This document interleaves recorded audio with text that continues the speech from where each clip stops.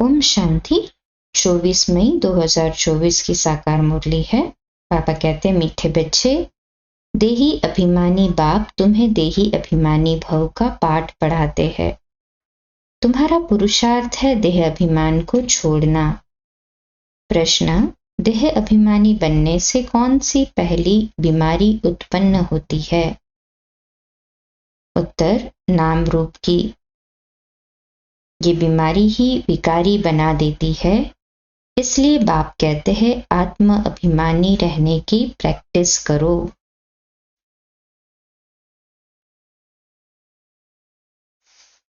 इस शरीर से तुम्हारा लगाव नहीं होना चाहिए। देह के लगाव को छोड़ एक बाप को याद करो तो पावन बन जाएंगे। बाप तुम्हें जीवन बंध से जीवन मुक्त बनने की युक्ति बताते हैं। यही पढ़ाई है। ओम शांति। रूहानी बाप कह रहे हैं कि आत्म अभिमानी अथवा देही अभिमानी होकर बैठना है। किसको याद करना है? बाप को। सिवाय बाप के और कोई को याद नहीं करना है। जब बाप से बेहद का वर्षा मिलता है तो उनको याद करना है। बेहद का बाप आकर समझाते हैं, देही अभिमानी भव, आत्म अभिमानी भव। देह अभिमान को छोड़ते जाओ। आधा कल्प तुम देह अभिमानी होकर रहे हो, फिर आधा कल्प देही अभिमानी होकर रहना है। सत्युग त्रेता में तुम आत्म अभिमानी थे। वहां मालूम रहता है कि हम आत्मा हैं। अब ये शरीर बूढ़ा हुआ, इसको अब छोड़ते हैं। ये चेंज करना है। सर्प का मिसाल है। तुम भी पुराना शरीर छोड़कर दूसरे शरीर में प्रवेश करते हो। इसलिए तुमको अभी आत्म अभिमानी बनना है। कौन बनाते हैं? बाप, जो सदैव आत्म अभिमानी है। वह कभी देह अभिमानी बनते नहीं, पर एक बार आते हैं तो भी देह अभिमानी नहीं बनते, क्योंकि ये शरीर तो पराया लोन पर लिया हुआ है। इस शरीर से उनका लगाव नहीं रहता। लोन लेने वाले का लगाव नहीं रहता। जानते हैं ये तो शरीर छोड़ना है। बाप समझाते हैं, मैं ही आकर तुम बच्चों को पावन बनाता हूं। तुम सतु प्रधान थे, सो फिर तमु प्रधान बने हो। अब फिर पावन बनने के लिए तुमको अपने साथ योग सिखलाता हूं। योग अक्षर न कहे, याद अक्षर कहना ठीक है। याद सिखलाता हूं।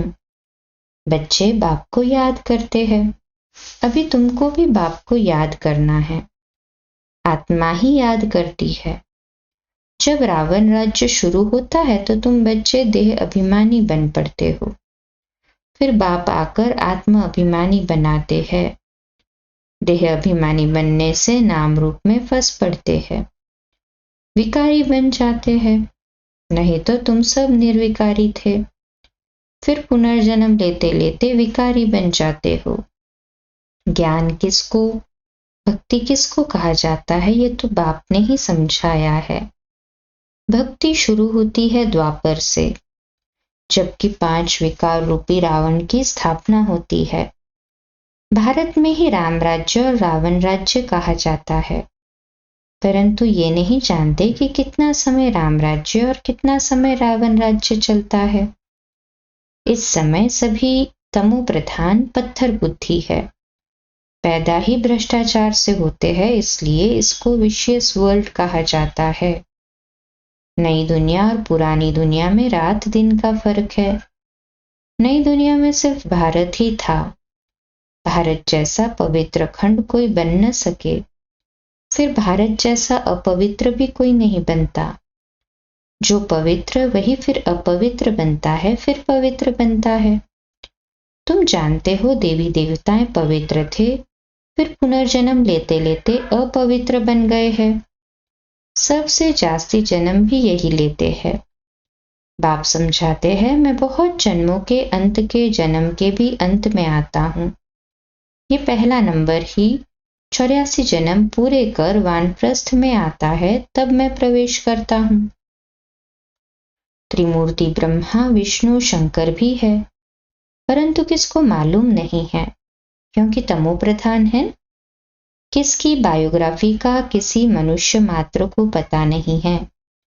पूजा करते हैं परंतु सब है अंधश्रद्धा। भक्ति को कहा जाता है ब्राह्मणों की रात और सतयुग त्रेता है ब्राह्मणों का दिन। अब ब्रह्मा प्रजापिता है तो जरूर बच्चे ही होंगे ना। ये भी समझाया है, ब्राह्मणों का कुल होता है, डिनाइस्टी नहीं। ब्राह्मण है चोटी, चोटी भी देखने में आती है।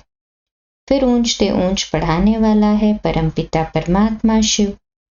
उनका नाम एक ही है, परंतु भक्ति मार्ग में अतः नाम लगा दिए है। भक्ति मार्ग में झ चाटा मना भक्का बहुत हो जाता है। कितने चित्र, कितने मंदिर, यज्ञ, तप, दान, पुण्य आदि करते हैं। कहते हैं भक्ति से फिर भगवान मिलता है। किसको मिलता है? जो पहले पहले आते हैं, वही पहले पहले भक्ति शुरू करते हैं। जो ब्राह्मण सो देवता बनते हैं, वही यथा राजा रानी तथा प्रजा। सर्वगुण संपन्न, 16 कला संपूर्ण, संपूर्ण निर्विकारी, अहिंसा परमो देवी देवता धर्म था। भारत में एक आदि सनातन देवी देवता धर्म था, तब अतः धन था। बाप याद दिलाते हैं, पहले पहले तुम देवी देवता धर्म वाले ही 84 जन्म लेते हो, सब नहीं लेते। है सिर्फ 84 जन्म, वह फिर कह देते 84 लाख जन्म। कल्प की आयु भी लाखों वर्ष कह दी है। बाप कहते हैं यह है 5000 वर्ष का ड्रामा। तो ये ज्ञान हुआ। ज्ञान सागर एक ही शिव बाबा गाया जाता है। वह है हद के बाप, ये है बेहद का बाबा। हद के बाबाओं के होते हुए भी बेहद के बाबा को याद करते हैं। जबकि दुखी होते हैं, पुनर्जन्म लेते लेते दुनिया पुरानी तमो प्रधान बन जाती है, तब फिर बाप आते हैं। सेकंड में जीवन मुक्ति मिलती है। किससे? बेहद के बाप से। तो जरूर जीवन बंध में है, पतित है, फिर पावन बनना है। ये तो सेकंड की बात है। ज्ञान 1 सेकंड का है, क्योंकि पढ़ाई तो तुम बहुत पढ़ते हो। वह सब मनुष्य मनुष्य को पढ़ाते हैं। पढ़ती तो आत्मा ही है, परंतु देह अभिमान के कारण अपने को आत्मा भूलकर कह देते हैं हम फलाना मिनिस्टर है, यह है। वास्तव में है आत्मा। आत्मा मिस्टर मिसेस के तन से पाठ बजाती है, ये भूल जाते हैं। नहीं तो आत्मा ही शरीर से पाठ बजाती है। कोई क्या बनते हैं। बाप समझाते हैं अभी ये पुरानी दुनिया बदल नहीं बनती है। वर्ल्ड की हिस्ट्री, ज्योग्राफी जरूर रिपीट होती है। नई दुनिया है सतो प्रधान। घर भी पहले नया होता है तो कहेंगे सतो प्रधान, फिर पुराना जड़जड़ीभूत तमो प्रधान होता है। इस बेहद के नाटक व सृष्टि चक्र की नॉलेज को समझना है, क्योंकि ये पढ़ाई है, भक्ति नहीं है। भक्ति को पढ़ाई नहीं कहा जाता है, क्योंकि भक्ति में एम ऑब्जेक्ट कुछ भी होती नहीं। जन्म जन्मांतर वेद शास्त्र आदि पढ़ते रहो। यहाँ तो दुनिया को बदलना है। सतयुग त्रेता में भक्ति नहीं, भक्ति शुरू होती है द्वापर से। तो ये बाप रूहानी बच्चों को बैठ समझाते हैं। इसको कहा जाता है रूहानी नॉलेज अथवा रूहानी ज्ञान। रूहानी नॉलेज कौन सिखलाएगा? सुप्रीम रूह यानी परमपिता ही सिखलाएगा। वह तो सभी का है ना। लौकिक बाप को कभी परमपिता नहीं कहेंगे, पारलौकिक को परमपिता कहा जाता है। वह है परमधाम में रहने वाला। बाप को याद भी ऐसे करते हैं, हे गॉड, हे ईश्वर। वास्तव में उनका नाम है एक, परंतु भक्ति में अनेक नाम दे दिए हैं। भक्ति का फैलाव बहुत है। वह सब है मनुष्य मत। सब मनुष्यों को चाहिए ईश्वरीय मत। ईश्वरीय मत, श्रीमत। श्री श्री 108 की तो माला बनती है ना। ये प्रवृत्ति मार्ग की माला बनती है। फिर पुनर्जन्म लेते लेते सीढ़ी उतरते इंसॉल्वेंट बन जाते हैं।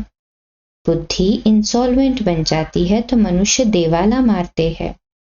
जो 100% सॉल्वेंट थे वो इस समय इंसॉल्वेंट है। बुद्धि को ताला लगा हुआ है। वह लॉक किसने लगाया? गॉडरेज का ताला लग जाता है। भारत कितना नंबर 1 में था, उतना और कोई खंड नहीं। भारत की बहुत महिमा है। भारत सब धर्म वालों का बहुत बड़े से बड़ा तीर्थ है, परंतु ड्रामानुसार गीता को खंडन कर दिया है। भारत और सारी दुनिया की भूल है। भारत में ही गीता को खंडन किया है। जिस गीता के ज्ञान से बाप नई दुनिया बनाते हैं और सर्व की सदगति करते हैं। भारत सबसे ऊंच और बहुत धनवान खंड था जो फिर से बन रहा है। यह उल्टा झाड़ है, इनका बीज ऊपर में है। उसको वृक्षपति कहा जाता है। बृहस्पति की दशा बैठती है ना। बाप समझाते हैं मैं वृक्षपति आता हूं भारत पर, बृहस्पति की दशा बैठती है, ऊंच बन जाते हैं। फिर रावण आया है तो राहु की दशा बैठ जाती है।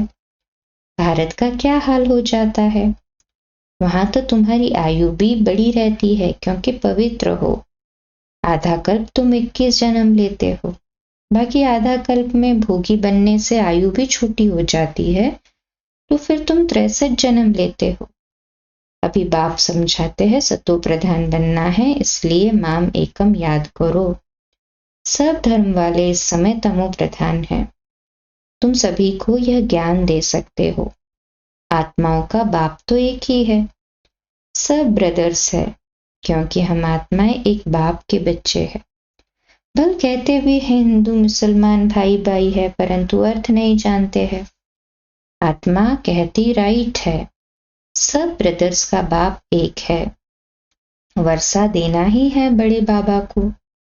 वह आते भी भारत में हैं।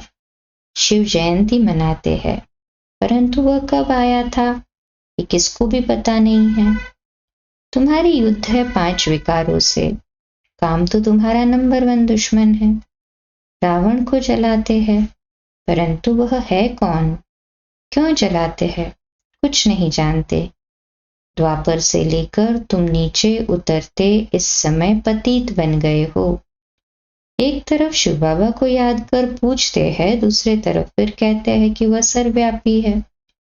जिसने तुमको विश्व का मालिक बनाया, उनको तुम माया के चक्र में आकर गाली देते हो। बाप आकर कहते हैं मीठे बच्चों, तुम मुझे अनगिनत जन्मों में ले गए हो, मुझे कण कण में कह दिया है। ये भी ड्रामा बना हुआ है। बेहद के पाप की ग्लानि करते कितनी पाप आत्माएं बन गए हो। रावण राज्य है ना, ये भी तुम जानते हो। इस समय सब भक्तियां हैं। सब की सदगति करने वाला कौन है? सचखंड स्थापन करने वाला सबका बाबा है। रावण को बाबा नहीं कहा जाता। 5 विकार हर एक में है। विकार से पैदा होते हैं, इसलिए भ्रष्टाचारी कहा जाता है।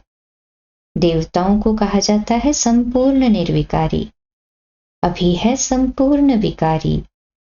देवताएं जो पूज्य है वही फिर पुजारी बनते हैं। वह कह देते हैं आत्मा सो परमात्मा। बाप कहते हैं यह भूल है।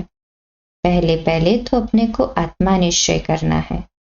हम आत्मा इस समय ब्राह्मण कुल के हैं, फिर देवता कुल में जाते हैं। ये ब्राह्मण कुल है सर्वोत्तम कुल। ब्राह्मणों की डिनाइस्टी नहीं है, छोटी है ब्राह्मणों की। तुम ब्राह्मण हो ना। सबसे ऊपर में है शिव बाबा। भारत में विराट रूप बनाते हैं, परंतु उसमें न ब्राह्मणों की चोटी, न चोटियों ब्राह्मणों का बाप है। अर्थ कुछ नहीं समझते। गीता में न ब्राह्मणों की चोटी न चोटियों का, अर्थात ब्राह्मणों का बाप है, न चोटियों का बाप है, अर्थात त्रिमूर्ति का अर्थ भी नहीं समझते वो। नहीं तो भारत का कोट ऑफ आर्म्स त्रिमूर्ति शिव का होना चाहिए। अभी तो ये कांटों का जंगल है, तो जंगली जानवरों का कोट ऑफ आर्म्स बना दिया है। उसमें फिर लिखा है सत्यमेव जयते। सतयुग में तो दिखाते हैं शेर बकरी इकट्ठे जल पीते हैं। सत्यमेव जयते माना विजय, सब शीरखंड हो रहते हैं, लून पानी नहीं होते हैं। रावण राज्य में लून पानी, राम राज्य में शीरखंड हो जाते हैं। इनको कहा जाता है कांटों का जंगल। एक दो को पहला नंबर कांटा विकार का लगाते हैं। बाप कहते हैं काम महाशत्रु है, ये आदि मध्य अंत दुख देने वाला है। नाम ही है रावण राज्य। बाप कहते हैं इन 5 विकारों पर जीत पाकर जगत जीत बनो, ये अंतिम जन्म निर्विकारी बनो। तुम तमो प्रधान पतित बने हो, फिर सतो प्रधान पावन बनो। गंगा कोई पतित पावनी नहीं है। शरीर का मैल तो घर में भी पानी से उतार सकते हो, आत्मा तो साफ नहीं हो सकती। भक्ति मार्ग में कितने ढेर के ढेर गुरु लोग हैं। सतयुग में तो एक ही सदगति करने वाला सुप्रीम बाप भी है, सुप्रीम टीचर भी है, सुप्रीम सतगुरु भी है। वही तुमको सृष्टि के आदि मध्य अंत का नॉलेज सुनाते हैं। अच्छा, मीठे मीठे सिखिलते बच्चों प्रति माता पिता बाप दादा का याद प्यार और गुड मॉर्निंग। रूहानी बाप की रूहानी बच्चों को नमस्ते। हम रूहानी बच्चों की रूहानी माता पिता बाप दादा को याद प्यार गुड मॉर्निंग और नमस्ते। वाह बाबा वाह, शुक्रिया बाबा शुक्रिया। धारणा के लिए मुख्य सार। पहली पॉइंट, सतो प्रधान बनने के लिए सिवाय बाप के और किसी को भी याद नहीं करना है। देही अभिमानी बनने की प्रैक्टिस करनी है। दूसरा, सबसे क्षीरखंड होकर रहना है। इस अंतिम जन्म में विकारों पर विजय प्राप्त कर जगत जीत बनना है। वरदान, बाप की छत्र छाया में सदा मौज का अनुभव करने और कराने वाली विशेष आत्मा भव। तो आज का सुमान, मैं विशेष आत्मा हूं, मैं विशेष आत्मा हूं। विश्लेषण, जहां बाप की छत्र छाया है वहां सदा माया से सेफ है। छत्र छाया के अंदर माया आ नहीं सकती। मेहनत से स्वतः दूर हो जाएंगे। मौज में रहेंगे क्योंकि मेहनत मौज का अनुभव करने नहीं देती। छत्र छाया में रहने वाली ऐसी विशेष आत्माएं ऊंची पढ़ाई पढ़ते हुए भी मौज में रहती है, क्योंकि उन्हें निश्चय है कि हम कल्प कल्प के विजयी है, पास हुए पड़े हैं। तो सदा मौज में रहो और दूसरों को मौज में रहने का संदेश देते रहो, यही सेवा है। स्लोगन, जो ड्रामा के राज को नहीं जानता है वही नाराज होता है। आज का अव्यक्त इशारा है, आप सुख देखने सुख देने वाले सुखदाता के बच्चे सुख स्वरूप हो। कभी सुख के झूले में झूलो, कभी प्यार के झूले में झूलो, कभी शांति के झूले में झूलो। झूलते ही रहो, नीचे मिट्टी में पाँव नहीं रखना, झूलते ही रहना। अच्छा, ओम शांति।